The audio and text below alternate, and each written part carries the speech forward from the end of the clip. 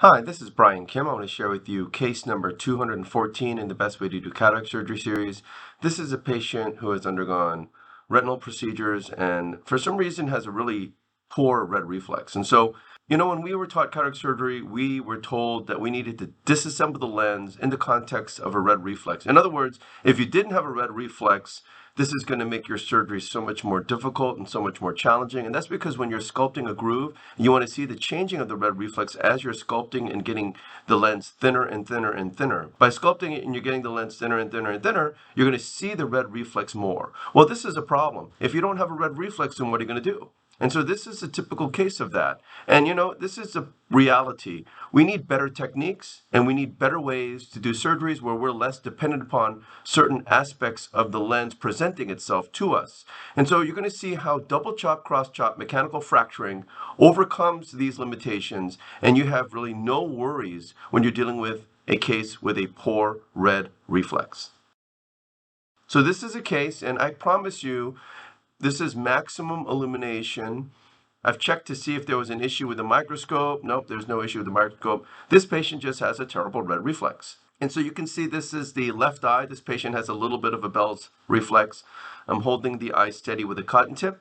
I use a corneal marker, which will help me to center and size the rexus.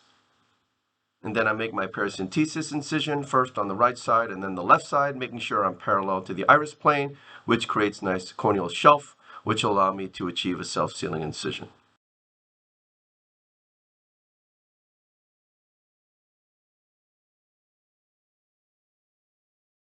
This is intracameral lidocaine, and then some intracameral air.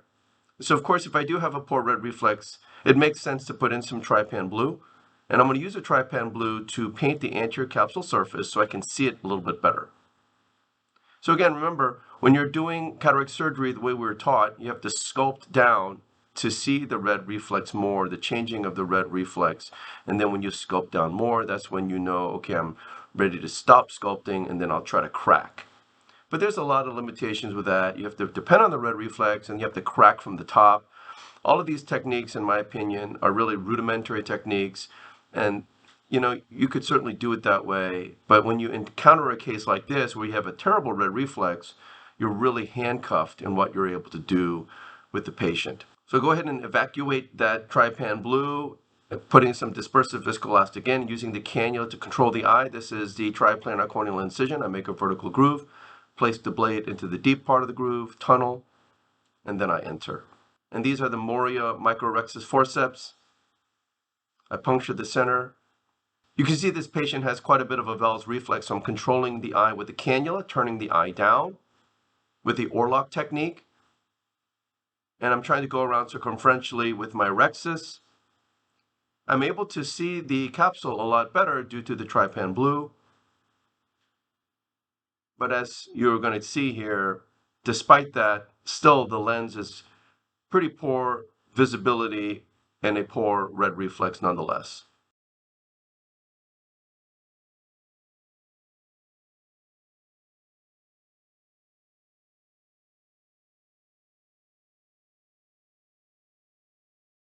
So push some more viscoelastic as I'm going around here to give myself more stability of the capsule, flattening it out, and then I finish off the rexus.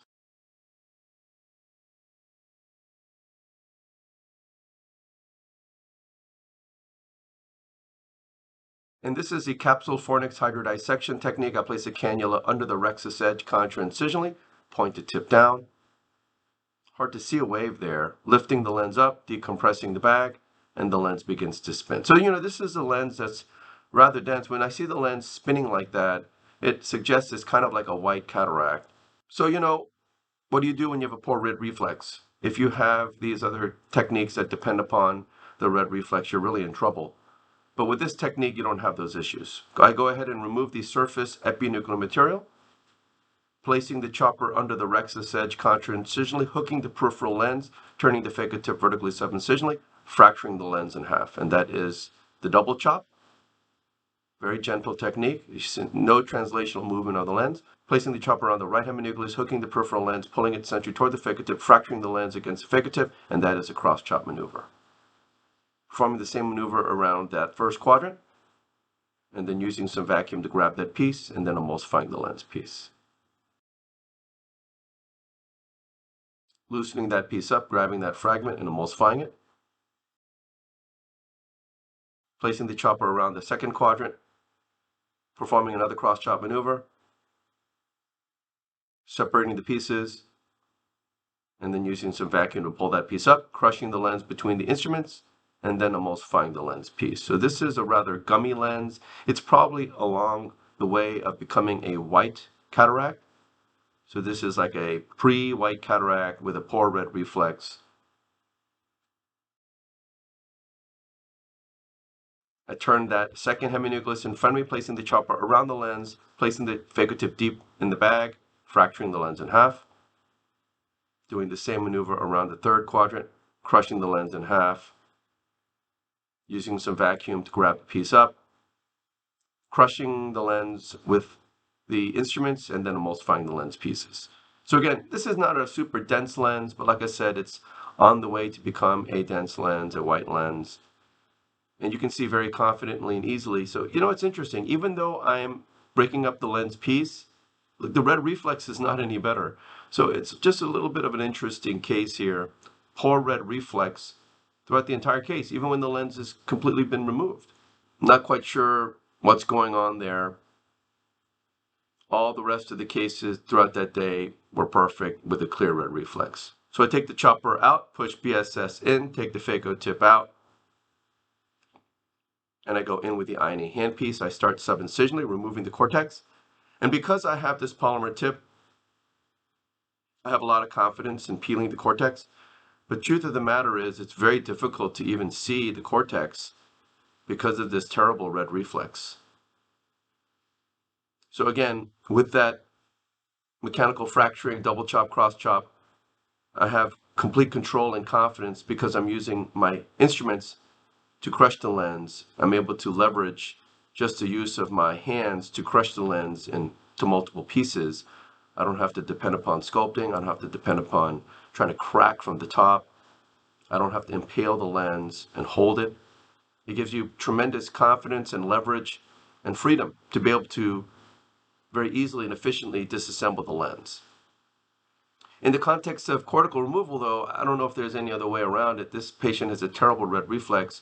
The nice thing is I have this polymer tip, which gives me tremendous confidence. And with the polish mode, I'm able to sweep around. Even though the visibility of the cortex is poor, I can at least feel confident that I'm doing all the right things. This is kind of like working with, like when I do mission trips overseas, when you have a microscope that's not very good. It's similar to doing surgery in that context where you can see, but you don't really have great resolution.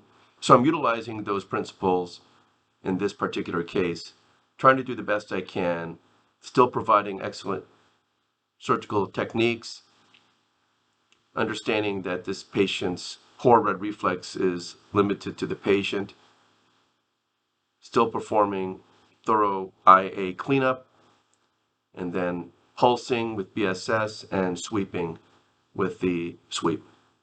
Placing the single piece acrylic lens into the capsular bag.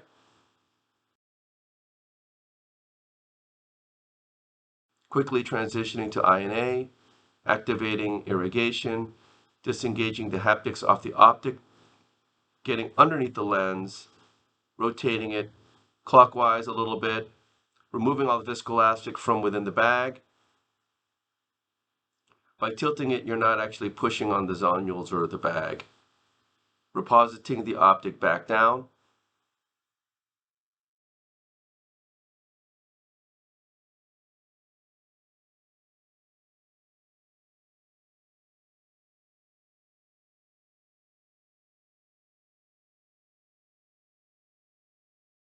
Switching to polish mode, polishing underneath the rexus edge.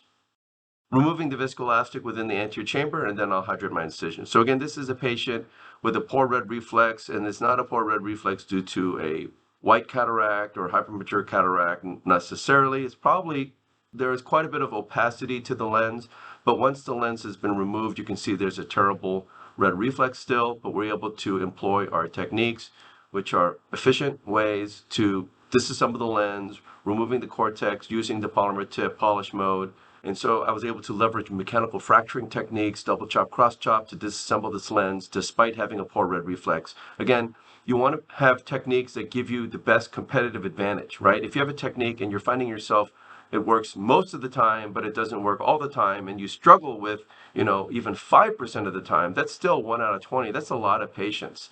And if you're doing a lot of cataract surgery, you don't want to be stumbling and struggling. Partly it's not good for you, but more importantly, it's not good for the patient. You want to be able to provide excellent care, efficient surgery, and be a confident surgeon, being able to offer the patient the very best. And this is why I feel like this is the best way to do cataract surgery, leveraging mechanical forces, being able to easily and efficiently disassemble the lens, even in the context of a poor red reflex.